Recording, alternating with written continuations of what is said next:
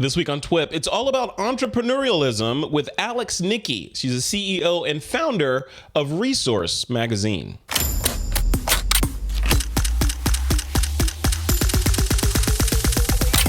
This is TWiP. Folks, I'm here with Nikki. This woman runs, I want to say probably 1 million companies in New York. It feels like 1 million companies, but actually a handful, which might as well be 1 million. But we're going to be talking about some cool stuff. We're going to talk about print publishing. We're going to be talking about Thailand. We're going to talk about new business initiatives and Resource, which is kind of how I came to know Nikki. Alex, how you doing? And welcome to This Week in Photo. Thanks for having me. Yeah, it's good to have you on. I love that background you got going on. You know what I mean? It's like, it's perfect. Yeah. It's perfect for your personality. It's perfect. I love it. It's very cool and hip. Well, let's talk about this stuff. So we were talking off camera a little bit about a lot of the stuff that you're working on, and it's a lot of stuff. And I've got a list of stuff that I want to run through.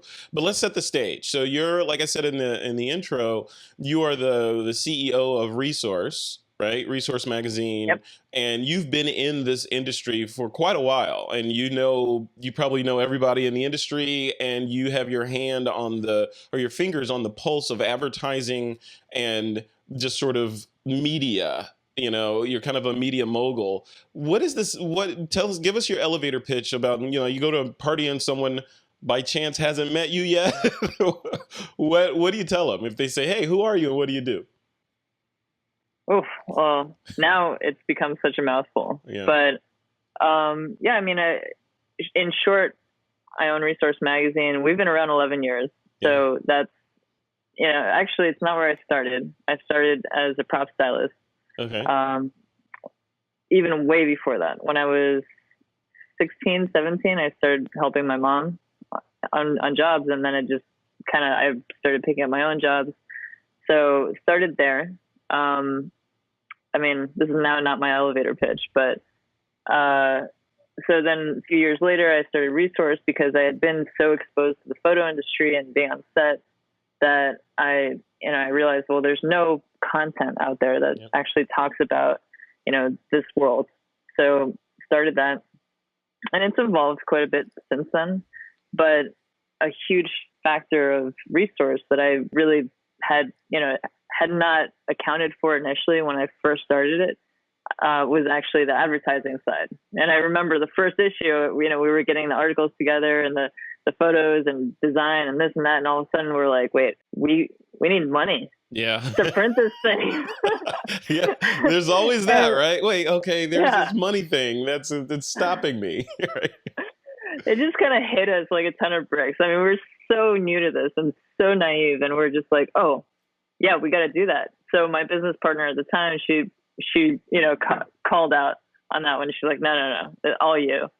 So I started reading marketing books, business books, sales books, and I went around to local New York City studios, like knocking on doors, saying, hey, here's a magazine that doesn't exist yet, but do you want to buy an ad? Okay, wait. So you're telling me that you had this idea for a magazine, and you saw it, rewinding back, you saw a need, you had the idea, that whole entrepreneurial spark thing, you self-taught yourself publishing and ad sales and marketing, and then you personally went around in New York City and said, hey, you want to buy some ad space in my brand new magazine? And it all worked, right? Yeah, it worked. That first issue, I made enough to print the whole run, and it was, at that time, started only in New York City. Now we're national and in Canada, and subscriptions around the world, and our website, which is probably a major component of what we do now. Absolutely. So I started there, and then I became in charge of sales from that point on. And then, it was clearly the root of, fueling this entire machine. So I had to be good at it. Yeah. And it brought me to a new business now, in fact. So which really new. Yeah. Yeah. Yeah. So in fact, Resource spurred 2 new businesses that are very new. So over the years, and I'll get back to the sales side of things, Sure. but over the years, you know, the audience that we were talking to kind of evolved as well. So it was originally just professional photographers, mainly in the high-end commercial industry. And then it evolved into, oh, well, there's also photographers in the wedding industry and other fields, and let's talk to all of them. And then now, you know, with social media being, you know, our lives, yeah, and, you know, our entire communication to the world. So we kind of brought the magazine to creators and influencers and people. And a lot of people, I would say, might even interpret the word influencer as a negative thing. But I mean, for me, it's just very black and white. It's an audience. Yeah. You know, we're living in the attention economy. It's people, some people get more attention than others, right? Yeah, exactly. And when you've, you know, created content and put yourself out there available to be seen and enjoyed or viewed or whatever, by enough people, then you cross this line that you become an influencer. And I think, you know, there's tons of success in that. You know, it's great that now we can choose who we want to follow, who, you know, we want to give our attention to, versus just absorbing whatever's on the TV. Yeah. So it's a great change in media.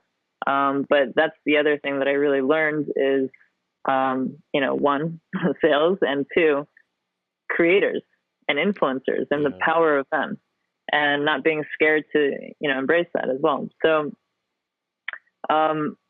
my two new companies, one is called 300. I don't. Well, hold that. I don't want to get to those yet because those are amazing. They're on my notes. I want to close off the resource part of it, and just get your thoughts on the publishing industry overall. So when you entered the publishing industry, I would imagine it was a crowded sort of space, right? I mean, so you've got, you know, look at, and I'm trying to remember, but there's like, yeah, 10 years ago, American Photo, there's all kinds of different companies out there, or print publications that are out there doing this stuff. And you entered a crowded space as a newbie and were still able to make a success of it, which is awesome. But then fast forward to now, like you said, we've got social media. People are getting getting information from a myriad of ways, right? Whether it's podcasting or blogs or social media even, or, you know, online education. There's all kinds of different ways that people can fill their brains.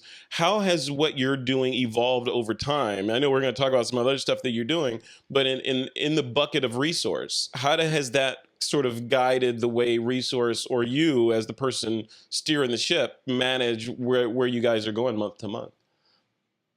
So, I mean, internally, I kind of view, I view both our content and our audience as well as our output as things that need to be adaptable. Like if I couldn't adapt out of, you know, only traditional photography and understand and learn to understand the, you know, the creators world of Instagram and YouTube and vloggers and, you know, this and that, like, I think the entire company would just die, because that's where things have evolved. And that's why other companies have died, right? Because failure to innovate, failure to go with where the market is going, and being like, I mean, we've seen this over and over again, right? It's like, you know, people that are resistant to digital from film, right? Or people that are resistant to whatever, mirrorless from DSLRs. It's always the resistance, and those people that resist tend to get left on the side of the road. People that innovate, like Darwin says, and adapt to the environment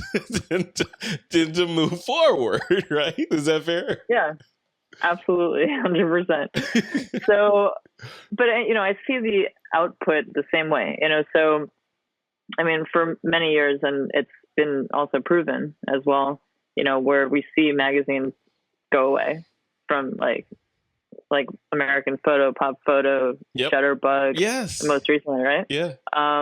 So, yeah, of course, there's a very clear change in where people and how people want to consume content.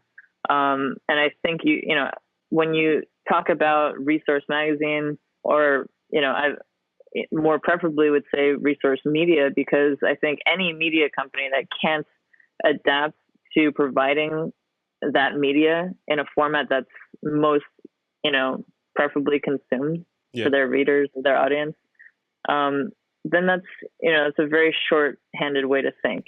Mm-hmm. So yeah, print struggles because A, you have to pay for it. Right. It's not cheap. And not cheap. And, B, it's like, it's not efficient anymore. Yeah. And time to market.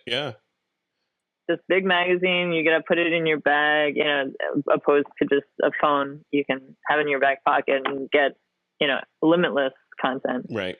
So the one thing I always loved about print is because of its nature, there's a much higher production value. Mm-hmm.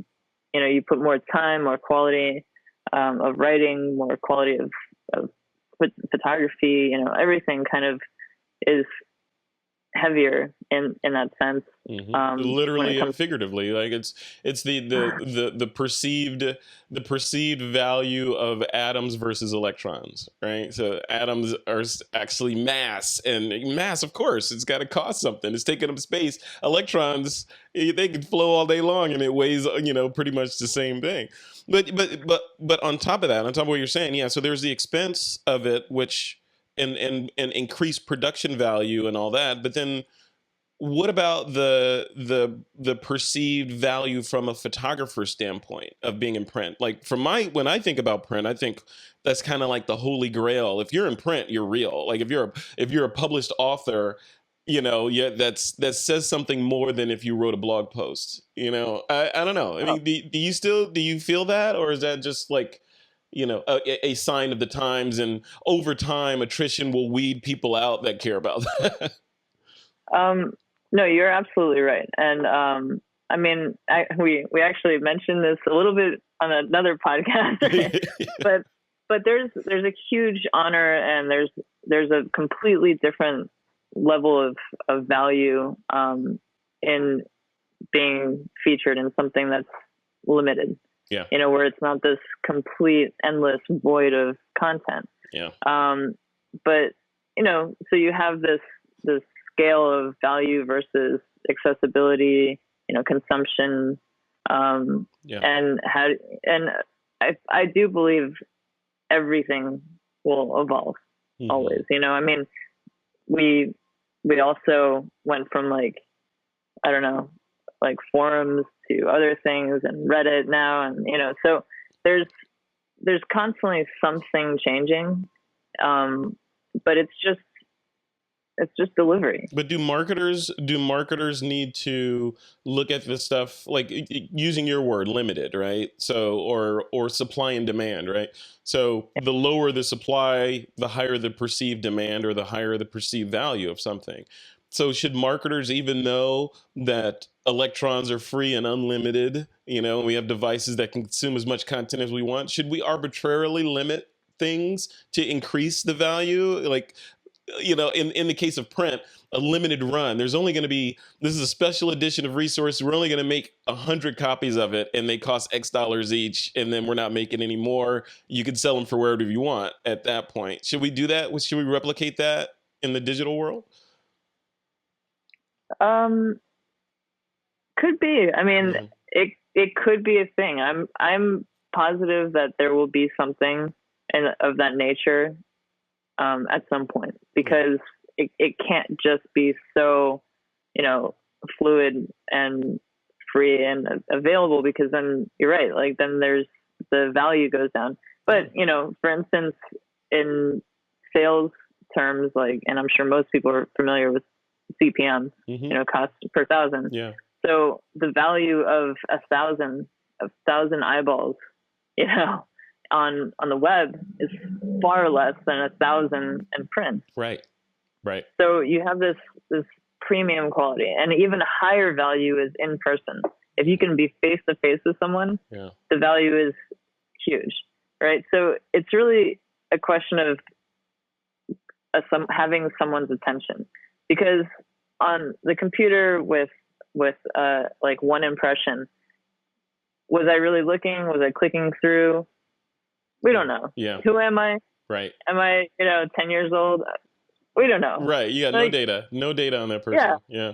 Yeah, exactly. I mean, it's really, so versus, print, where actually there's also the issue of no data, but what you do have is a much more targeted audience. Yeah. And really, like, for print, that's the big thing. It's like where we're distributing, where it's available, and the fact that someone either needs to be, well, for us specifically, either needs to purchase it or be a working photographer, like finding it for free in a studio or an equipment store, Yeah, it's harder to get to. It's harder to get to, which means they kind of pre-qualify themselves because they have to walk over hot coals in order to get to your thing, which probably puts them more in a receptive state for the advertisers that are in that magazine, meaning you can charge more and blah, blah, blah, right? So, right. All right. So I want to switch gears and talk about some of these other projects you have going on. You are the entrepreneur's entrepreneur. Like you are, it's just awesome with the Midas touch, it looks like, right? So one of these projects that you're working on, we were talking about, it's called 300 DPI, right? So tell me about 300 DPI other than, 300 dots per inch. Sure. So it's basically an agency for photographers / influencers. I mean, in a weird way, both of my new companies kind of came about by chance or by need, but not as intentionally planned as you may think. Okay. Yeah. But basically, I'm representing creators, and the three things I'm typically looking for is someone with a strong Instagram following, maybe a YouTube channel, not necessary, but definitely a bonus, and then the ability to shoot commercially. So that is a trifecta that's perfect. If I could find someone with that, and there's many people like that and some incredible talent out there with these qualities. And basically it does both, right? Where just a photographer without the influencer quality still has a ton of value and can shoot commercially. And, I'm not devaluing them, but this is the difference, is that you can now bridge the very confusing world of influencers and influencer marketing with commercial campaigns to a brand. So, you can shoot a brand, and then forever now there's this massive confusion about, well, how do we deal with influencer marketing? How can they promote our product without being, like wrecking their own brand or, being too blatant? So if they're the creator, they can also legitimize promoting it on their social, right? So let's say you're shooting for, Nike, and you shoot the campaign that's going on billboards, but then you also shoot the BTS and, some cool post for Instagram of you shooting it, then the Instagram story, maybe even add a tutorial on your YouTube about how to shoot sneakers. Yeah. So the whole package is that whole package of not just, you're hiring this photographer to take a shot. You're getting the shot as well as the social reach and footprint and the chops to do behind the scenes and story about it, right? Not just, okay, hire me, where's my check, and I'm out of here, on to the next gig, right? Exactly. That's so cool. It becomes more seamless, because I do find that there's a lot of awkward influencer marketing campaigns that become a struggle after some time for both the brands and the influencers, and this makes it a little easier to combine. But not to say that there's not other ways to do it, but this is more seamless. So those are the qualities I'm looking for right now. Basically, I currently represent a few people who are really great. Chris Howe in Toronto is one. Brian Castillo is another. He actually just did a campaign. I forgot with who, but it turned out really great. So give for people that are listening, Alex, people that are listening are like, okay, I want to get in on that. But, she says Instagram following, maybe YouTube channel, maybe not necessarily the end commercial photographer, right? So give me some loose numbers around that. Like from an Instagram follower standpoint, what constitutes a large channel? Is it 100 people, 1,000 people, 100,000 people following? What do you look for? Well, typically over 100,000. Okay. Like Brian has, I think, I want to say five or 600,000. Nice. Yeah, he's great. And I mean, they're all great. And I think, around that number and up is really does constitute an influencer. Mm-hmm. Not to say that half a million and up, basically, right? No, like 100,000. Oh, 100,000. Okay. Yeah. Okay. Yeah. I mean, but for me and my purposes, there's even, a cap on that, because once you start hitting 1 million, 2 million, those kinds of numbers, like the Casey Neistats, then, they need a dedicated system. Yeah. I mean, like, for example, I love working with Chris Burkhardt. Mm-hmm. He's a friend of Resource, specifically a friend of our travel editor, Michael Bonacor. Yeah. And he's great. But he has his whole thing. Like, I would love to represent him, but I know that he needs his own team. He's way too big. And also the other problem with that is he would overshadow our other talent. Right. And that's interesting you say that. It's so interesting you say that, because, I talk to a lot of photographers, obviously, all the time. And, a lot of photographers have this idea of, it's kind of like Field of Dreams, right? If I shoot great, then great things will happen. I don't really have to do anything. And, that social media stuff is a distraction. I'm just going to focus on being the best photographer I can be. And if I'm hearing you right, Alex, you're saying that that's only, it's a pie. It's a 3 segmented pie, and one of those segments is being fantastic as a photographer. One of them is the social media footprint, and then one of them is being able to articulate stories and help push a commercial campaign beyond just the photography, right? Mm-hmm. Yep. Yeah, that's cool. Exactly. That's crazy. Okay, so that's 300. So you're an agency. So are you going to be a customer of yourself? Is that with the research side of things? Is a snake eating its tail here? Well, actually, so I mean, I'm sure they'll pop up everywhere. Just working with them. Actually, I do have a couple non-influencer photographers who are just really amazing photographers. Yeah.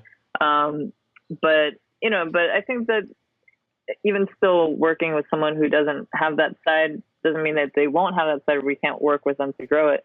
But also, like, if there's an exceptional talent, then there's still work to be had there. Like the one photographer, can I show his Instagram feed? Yeah, go for it. Okay, I have it up on the screen. Yeah, Mama D visuals. Right. Okay. Wow, yeah. Look at that. His story is incredible. So our last issue was the Legend issue, and Albert Watson was on the cover. And I was on set with Mama D, and he was the assistant. And I started kind of getting wind of his story. And his story is he's from Africa, and he came to New York to do this photography program with NYC Salt. And Kate Ryan of New York Times met him, saw his work, was like amazing, sent him back to Africa to do this 10-day trip and photographing it. He came back, and she goes, "Okay, your next assignment, cover of New York Times." What? he's so super young too, I think 21, and just God. The sweetest guy, super cool, just reeks of cool. Like he doesn't even try, but he just is cool, Yeah. And I love his portraits and the consistency of his color, color scheme, and just like, it's just hot, Yeah. And so, when I cross talent like that, there's definitely an exception, for needing that side of the social media, because, I mean, eventually, he did already a few New York Times covers, picked up a bunch of other work. And, his work is just addictive. It's viral. Like you will want to see more. Right. So I think that, he'll grow that side.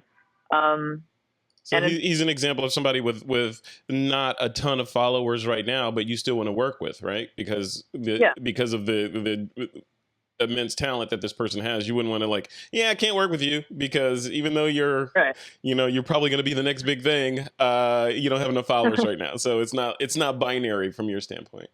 No, it's not. I mean, you got to have some sense of, being able to identify talent. Like it can't always just be there, ripe. Mm-hmm. Yeah. Right. That's cool. So you're an agency. So 300 DPI and that's all running now, right? That is a full-fledged company that is firing all cylinders. You're representing people. That ship is in the water, right? So kind of, yes, on most, but this company and the other company I'll talk about are so new that there's still, major components that are being built. But oddly enough, there's even jobs coming in for this one with just word of mouth, people knowing who I'm representing. And I just bid on 3 jobs, one being for like an influencer base for a hotel in 14 different cities with 3 different influencers in 3 different categories per city. And another one, so a huge job. And then another one, 3 different cities, 1 influencer, again, 3 influencers per city. Yeah. In 3 different categories. And then there's another one, which was more of a kind of portraiture, but it was for a big company, very big company. And that was New York only, but that was a couple weeks. Wow. So, see, that's what I'm talking about. Like that's that Midas touch stuff going on there. Like how many people does that happen to? That you're just like, yeah, look, there's a gold bar over there. Let me go. But I mean, not to diminish that. I mean, it takes skill and talent and hard work to put all this stuff together. But you figured out. It seems like you figured out the formula, on how to launch these companies, and you have that, almost Steve Jobsian eyeball to skate to where the puck is going to be, right? Which is a superpower in a lot of ways. It's a superpower and a curse. It's sometimes hard to be that company or that person ahead of the curve, and that was a struggle with resource. In fact, like sometimes you're one step ahead and you're waiting for people to catch up. Yeah. Yeah. Right. So yeah, a woman out of time, right? You're out of. Yeah, you'll be there waiting, but exercising patience. That's the uncomfortableness of being early to the party. Right? Yeah, you're like, I'll just hang out for a while. Everyone's coming. I'll hang out and talk to the bartender. Yeah. Exactly. Well, let's talk about Dumbo Media. Right, that's another initiative that lightning struck. You saw a need. This is the whole Silicon Valley entrepreneur story, right? Person sees a need, just like when you start a resource. Same thing. It looks like you're rinsing, repeating that game plan again with Dumbo. Tell me what Dumbo's about. So very, very new. I mean, literally this past week, I've been actually forming this into reality. But it's a media group. So, I own Resource. There's another company in the group, the Photographer. Probably a lot of your viewers know him. And a couple other companies we're talking to who it's not final, so I'll leave those names out. Okay. But yeah, basically, instead of, there, as I was explaining before, sales is such a huge component to, actually being able to create content or, run a media company. And over, all this time kind of understanding it more, refining it. And as much as initially I didn't want to be the one doing it, because I'm naturally drawn to the creative side of things, but I was always good at it. So it took up until now to find really the perfect business partner in this area, to collaborate with and put together a group where we could sell, ads on behalf of many different media companies rather than just Resource.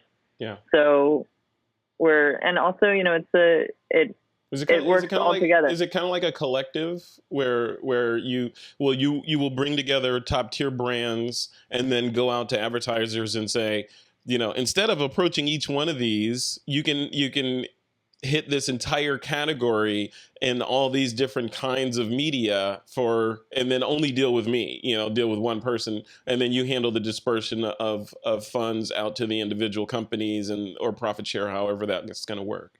Is that how it works? Exactly. Okay. 100%, you got it. Yeah. So it definitely just eases the process for, media buys, for any company. So just as you said, it's like one stop. They can just, drop a budget and we can manage through the whole group. That's gonna be a dream for brands, right? Because you're having worked at these brands like Adobe and Apple and all that, right? I know that the people that are generally in charge of these budgets don't have a whole lot of time for BS, right? And they don't want to work. Right. They don't want to do any. Not that they're lazy, but they have 24 hours of work to cram into 10 hours, right?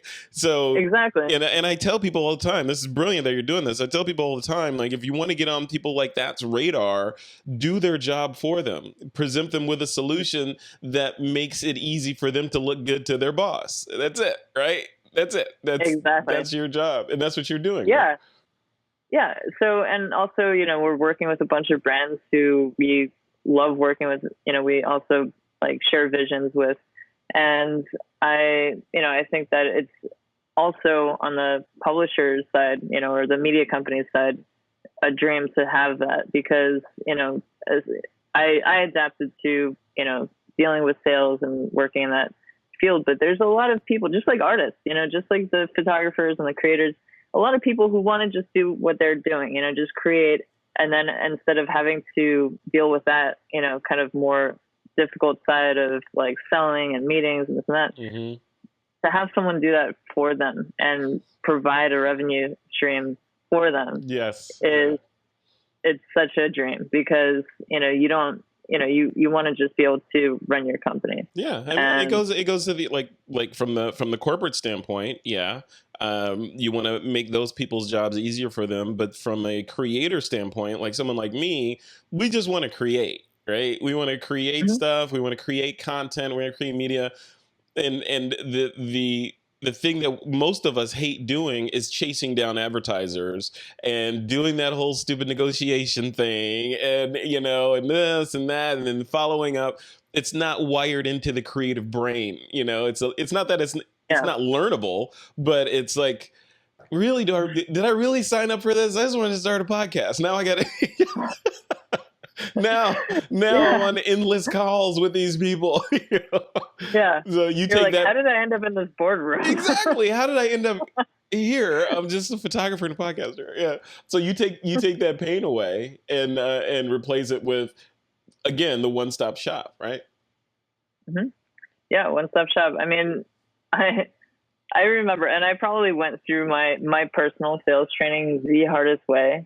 Because I was 23 when I started Resource and I looked like a baby, Plus I was a baby. I didn't know everything, terminology. I didn't know all this stuff.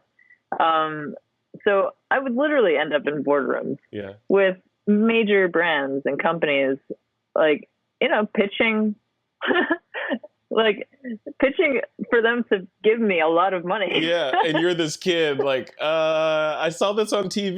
Yeah. I think this is the way it goes. I'm going to like.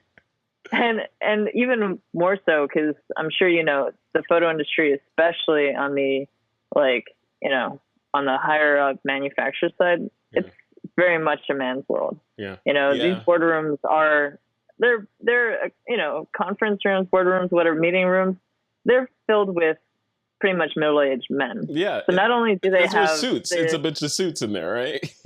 Yeah. And so I'm sitting there, fraction of their age, like probably dressed sort of how I'm dressed now. And like, who's this kid?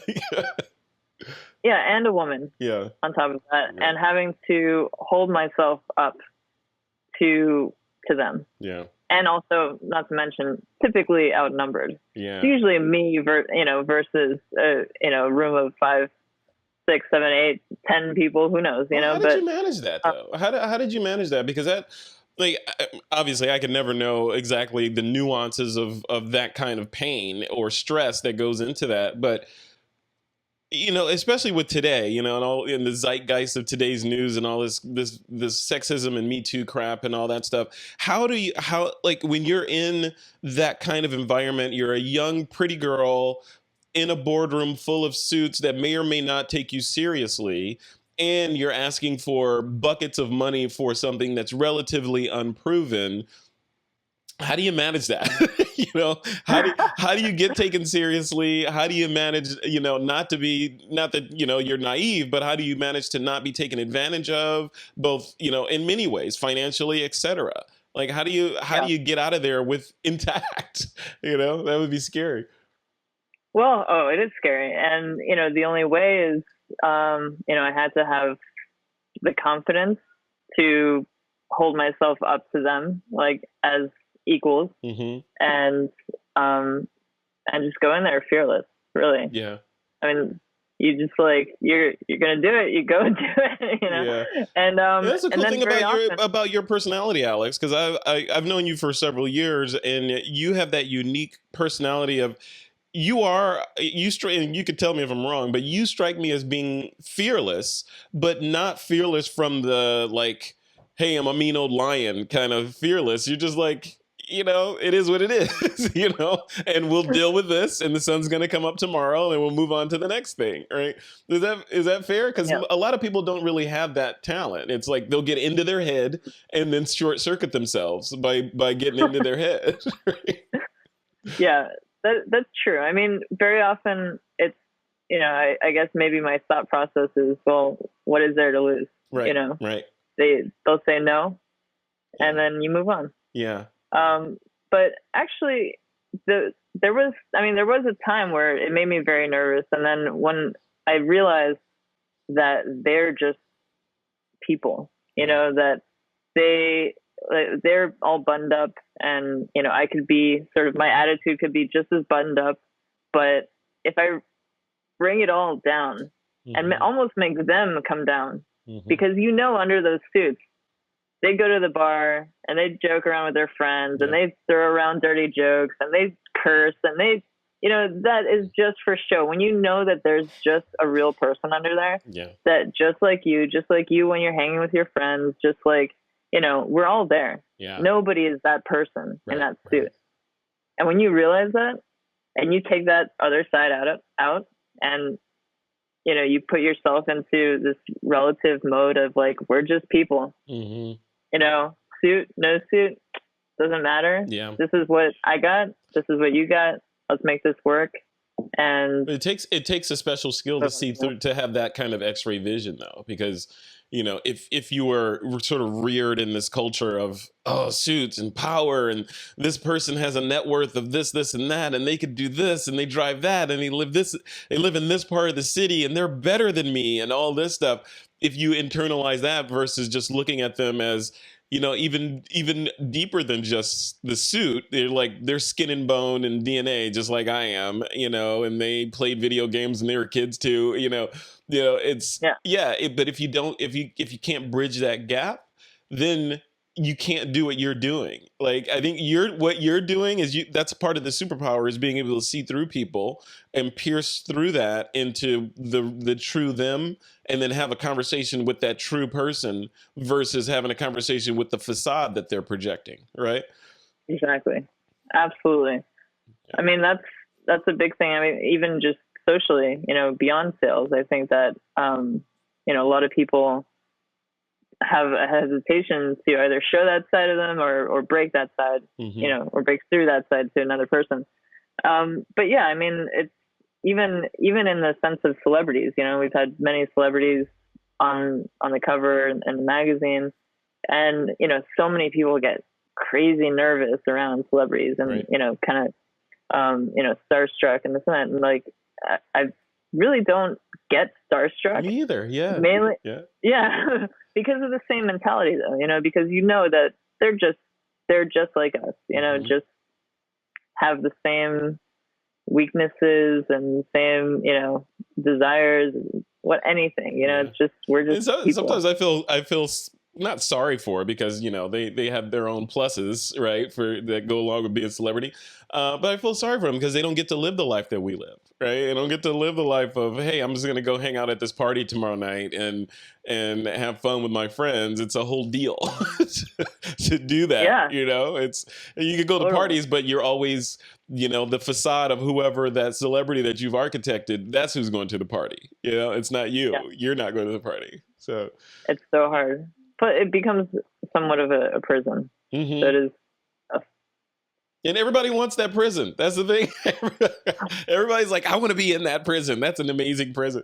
The money is one thing. If you're eating ramen noodles every day and you're like, that prison, they actually give the inmates fleets of Teslas. Okay, maybe I want to go.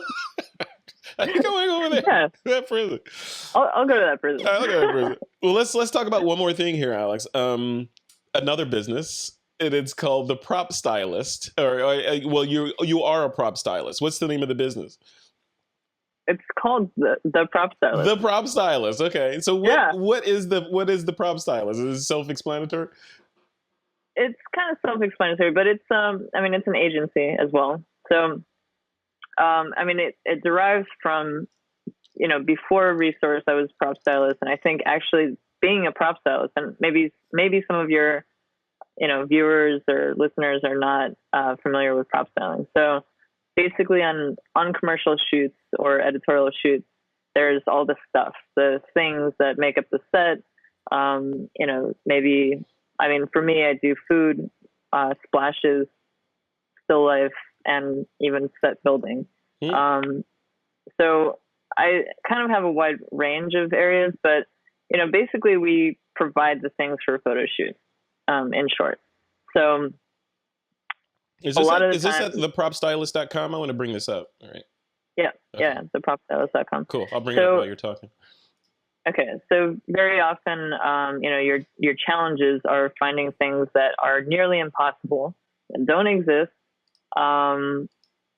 with very little budget, not enough money, and you have to make this happen. So I think this foundation actually created the skills, to be able to build businesses, like starting something with not enough money, obstacles that seem impossible, and, and having to get creative on top of that. So, so I did this for years. In fact, my first huge ad job was when I was 18 with a photographer, Vincent Dixon, who at the time, maybe still now, was one of the biggest advertising photographers really in the world.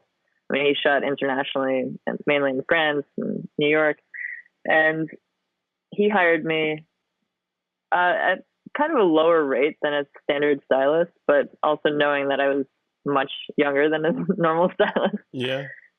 But just having the work with him and doing these really fantastical jobs, like just really crazy stuff, it just blew up my reputation. Everyone's like, oh, I got to work with Vincent Dixon stylist. And so I would have like triple booked jobs, and, prop styling, you can make $1,000, $2,000 a day.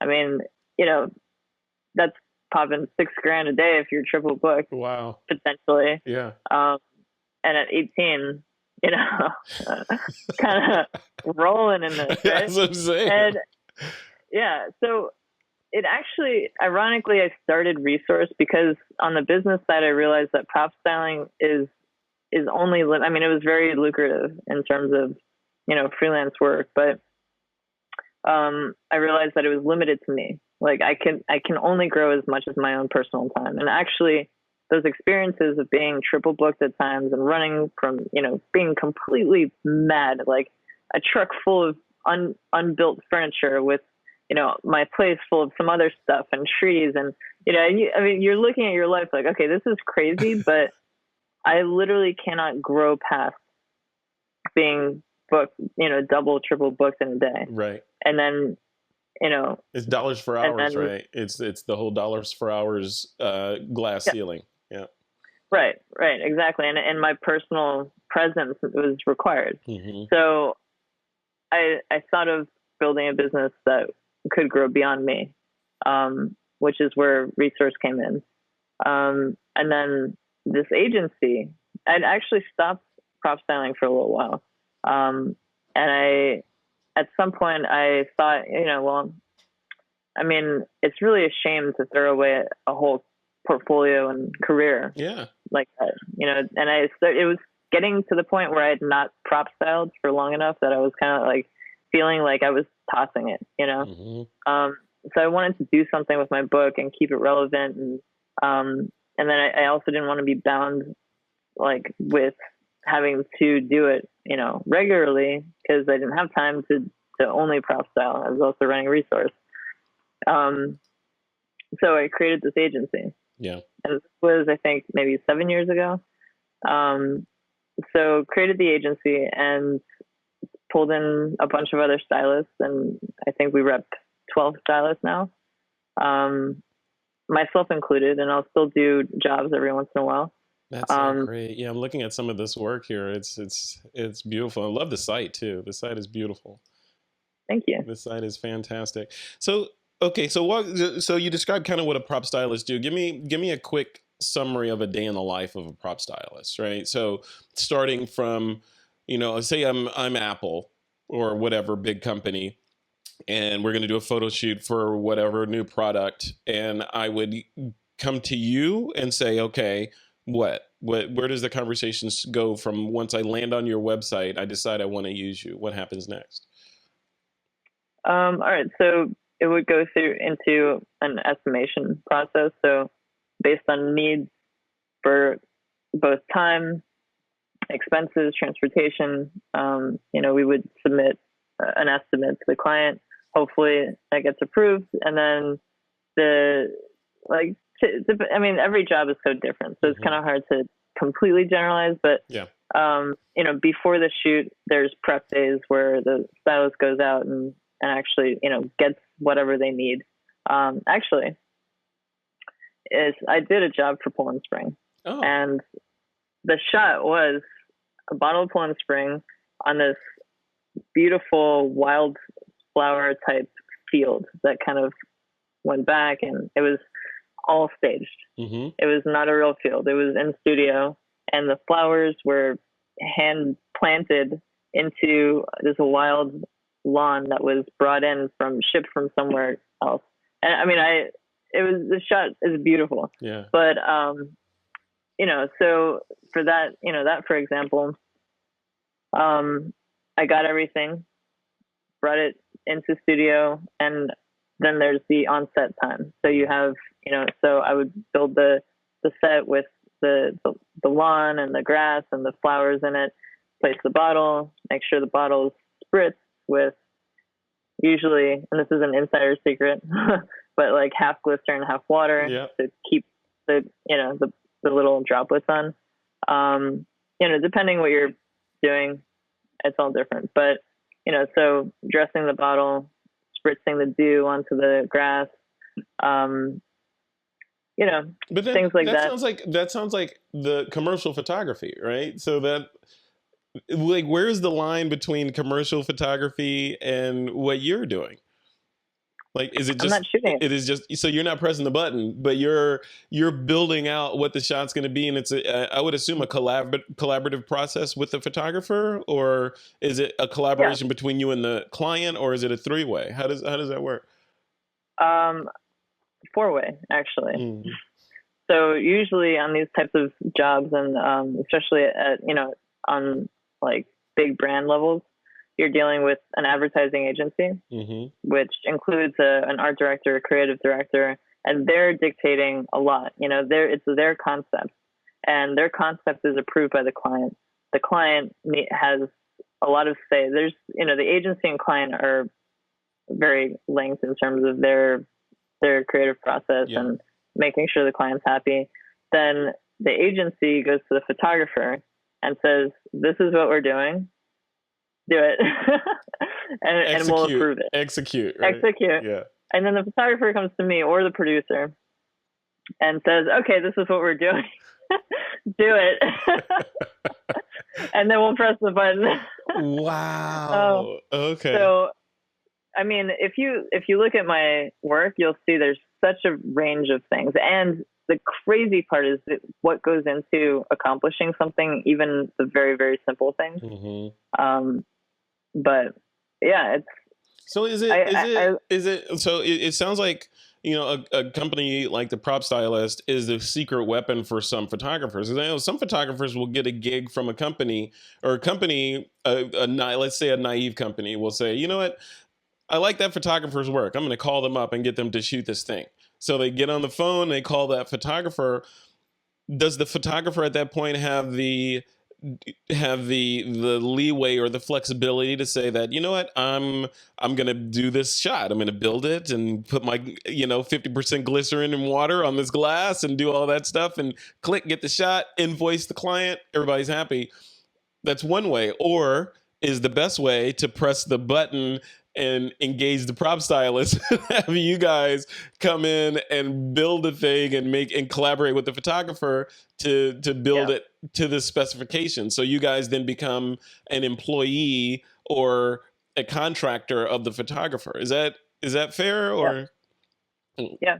I mean, of course, if it's a big campaign, it makes sense to have a prop stylist, because I mean, it's just also such a huge set of responsibilities that I'm sure a photographer does not want to deal with. They're still thinking about the equipment, the lighting, their assistants, the digital tech, the files, the storage, the studio, the this and that, and all these other things, right? So they're not having a shortage of things to do, but you don't want what's actually in that photo to be compromised. Right. So, I mean, I don't know if you can find it, but in my book, there's one shot where it's everything pinstriped. So it's a room, all pinstripe room.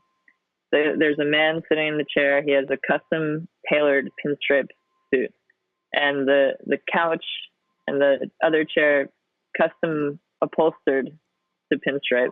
And then I have it up right now. Okay. Yeah. Great. So this was actually my one of my first 18-year-old jobs, and I had everything custom made, including the hand blown glass lamp and the vase. Wow. And even that painting on the wall, which is pinstripe, and the set, which is pinstripe, custom made.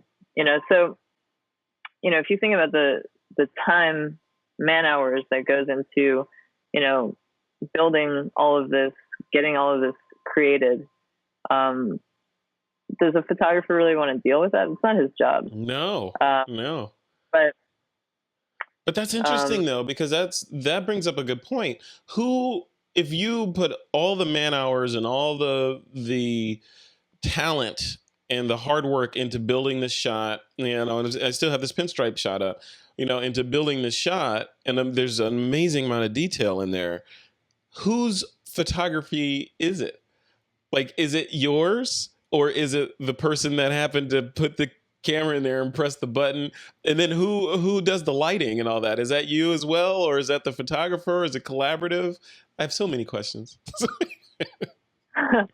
So it's the photographer's shot, because they're shooting it, and they're a lot of the final decisions are deferred to the photographer. Yeah.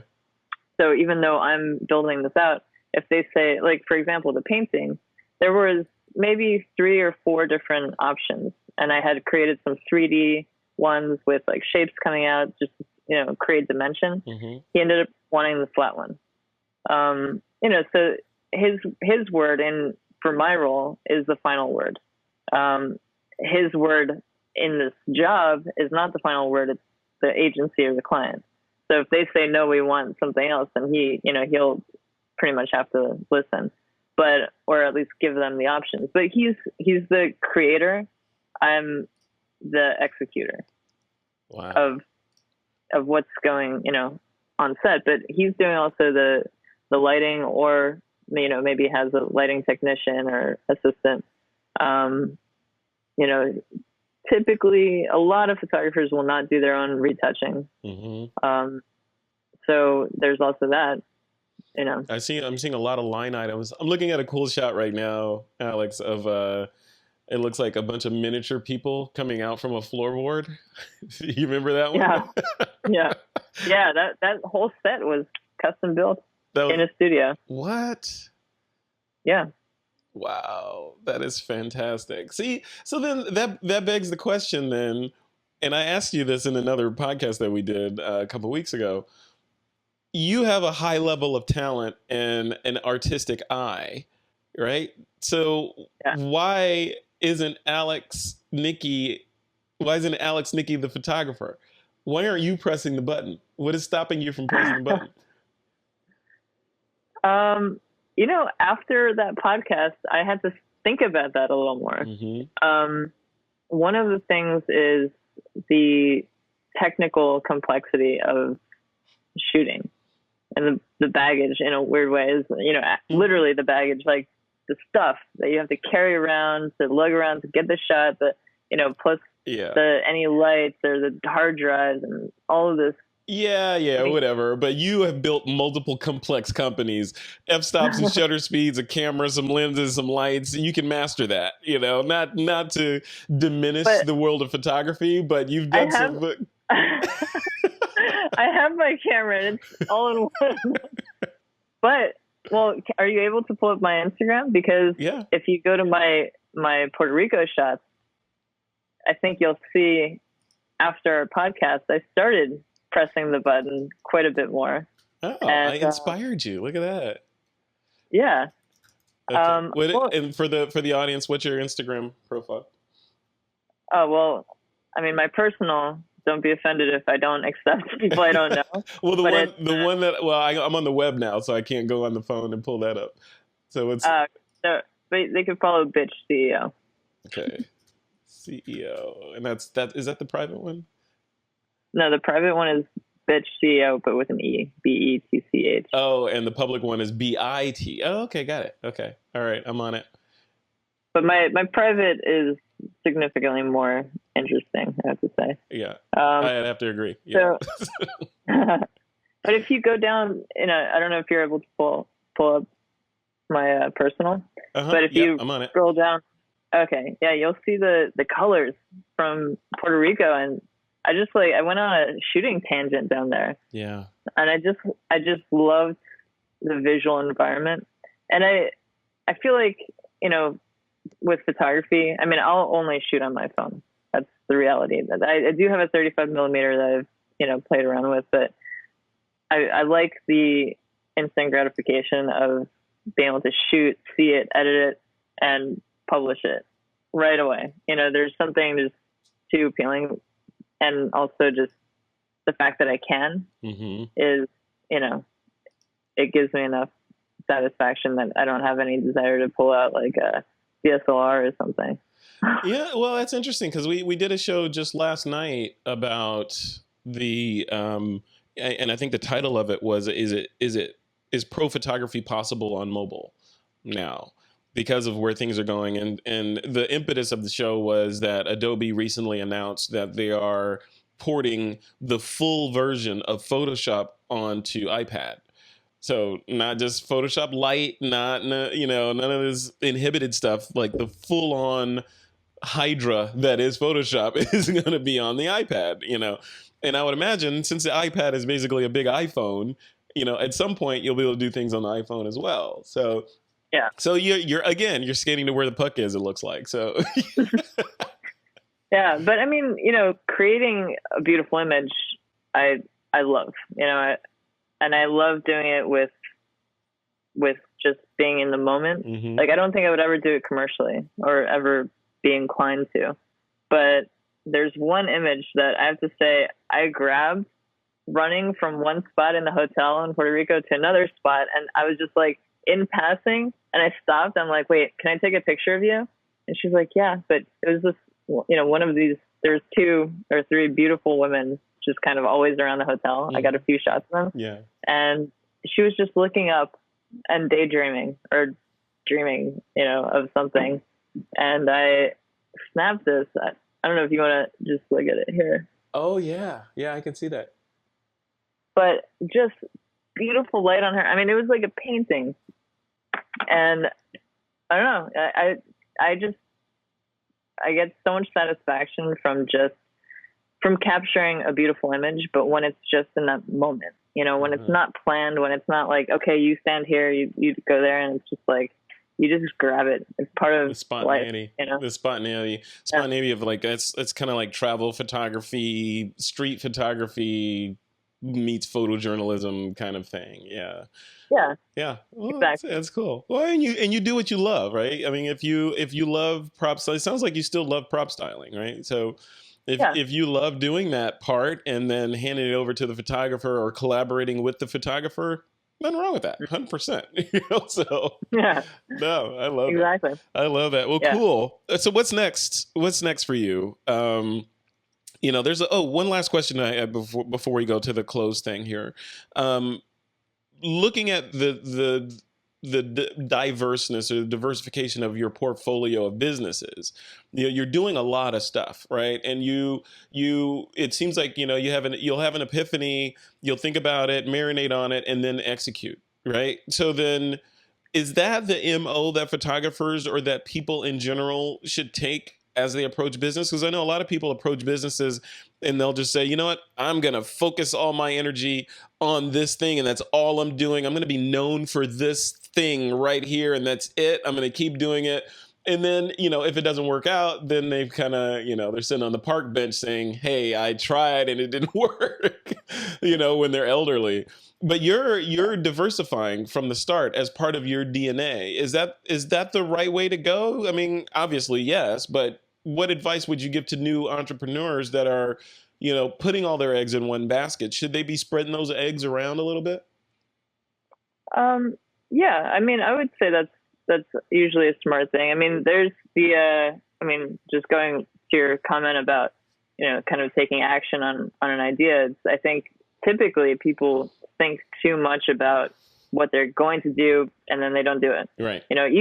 Even actually, and that's part of why I like shooting on my iPhone, just capturing it, because then I find a lot of real photographers, not like myself, they think too much. They're like, okay, well, I'm going to get my camera bag with this.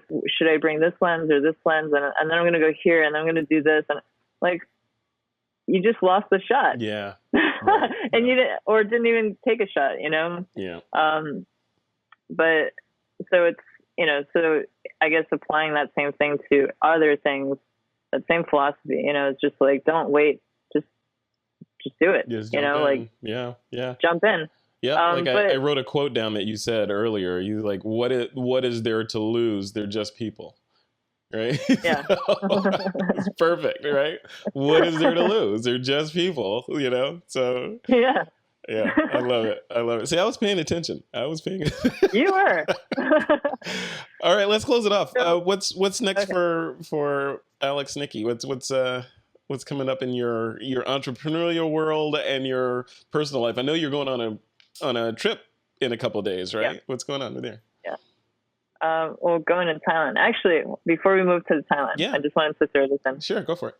Because you asked about diversifying your portfolio, but I think, and this is possibly, as someone mentioned one time, that this was actually a real Japanese business philosophy, but this is something that maybe is not common business advice, but I like to think of businesses as gears, working together. Mm-hmm. Like, if you think about all my businesses, they're all interconnected somehow. Yep. One will help the other in some way. And I think, of course, you could open a restaurant or bakery and be a photographer and, deliver packages, you know. Yeah, something else, be a UPS employee on the side, you know, but then they're so disconnected and doesn't make so much sense. I mean, unless you're following passions and very disconnected passions, I think that the smart way to diversify your business world or your career or whatever you're doing is to think about how one helps the other. Yeah. You know, think about that gear concept of, you know, if this is turning and what happens if I throw this one in, will it help everything turn faster? Yeah. You know? Yeah. I can see the lines forming in your businesses right now in my head. Yeah. Yeah. Yeah.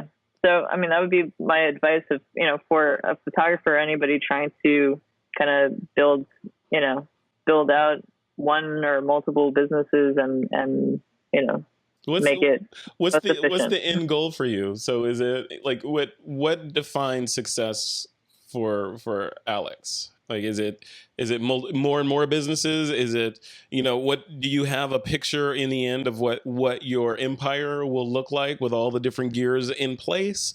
Or is it more serendipity and you're just kind of like reacting to what the market is doing? A bit of both.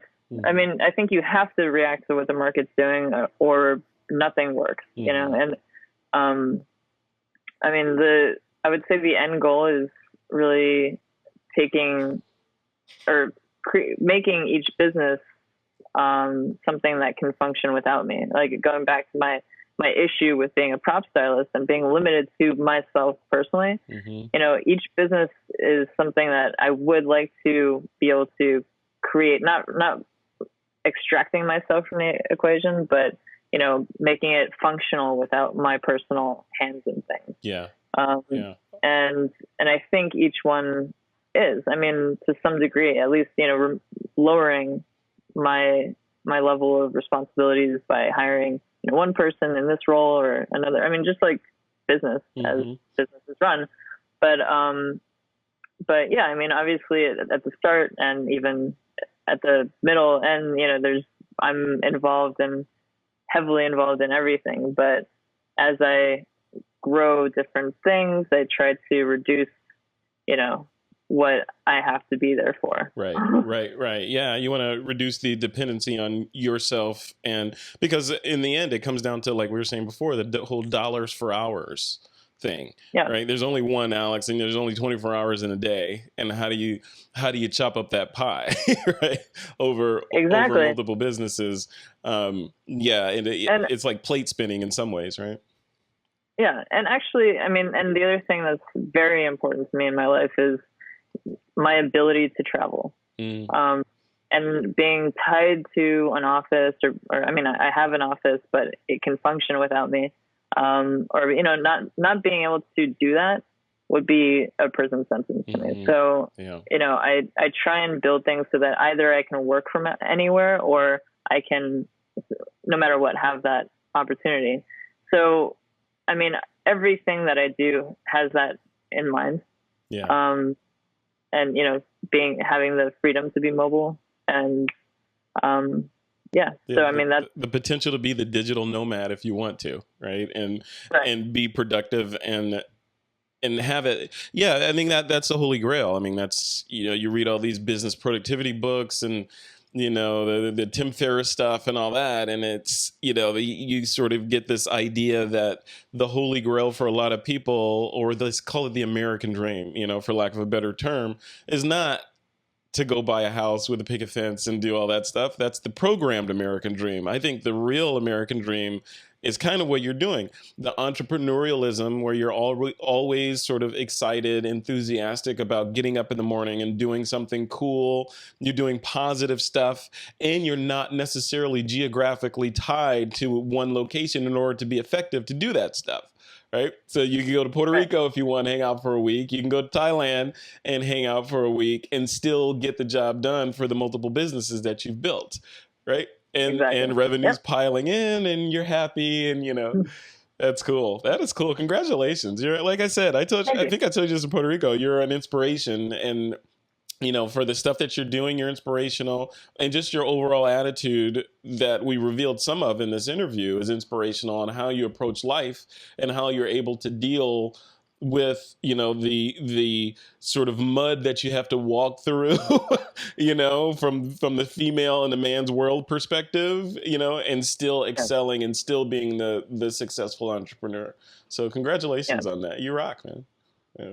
Thank you. Cool. So, all right. So if people want to connect with you, is there one central location where they should go where all of your presences are sort of, you have a Rome where all roads lead to, or should we just list all your URLs out separately? There's no single place. I would say probably my email. Okay. You can give them that. Oh, well, you say it. I'm not going to say it. All right. It's Nikki, Niki, at resourcemagonline.com. Okay. Also, you can go to resourcemagonline.com. You can go to the propstylist.com. And then the other sites are coming, but you'll be able to go there too. So Dumbo Media and 300 DPI don't have web presences yet? They're too new? Too new. I mean, really brand new. So, but they're coming. That's the next step on both. Tell me you're not the one that's building those sites. Tell me you farm that out. I am the one building those sites. How did I know that? You're just like me. I would do it. So, but when they are out, it's the300dpi.com and dumbomedia.co. .co. Okay. Yeah. Cool. Yeah, we'll put those links. Technically, it's Dumbo Media Co. Okay. But dumbomedia.co is the website. Very cool. All right. Yeah. Well, congratulations, Alex. You're crushing it. Every time I talk to you, it seems like there's another layer to the onion that reveals itself. Which is good. Yeah. Which is good. It's all good stuff. Cool. All right. Well, we'll link to all those URLs in the YouTube video as well as the blog post for this episode. And if people want to reach out to you, they have your email address and they'll have a bunch of links to go ahead and hit. Yeah. All right. Oh, also give them my Instagram, Bitch CEO. Oh yeah, BETCH, right? You can put both, but BETCH is the personal. Yeah. BITCH is the public. Do you want me to list both of them? See what comes through, yeah. Okay, all right. I'm listing both of them. You heard it, right? I got it. Yeah. All right, cool. All right, Alex. Thanks a lot. This has been fantastic. I appreciate you doing this.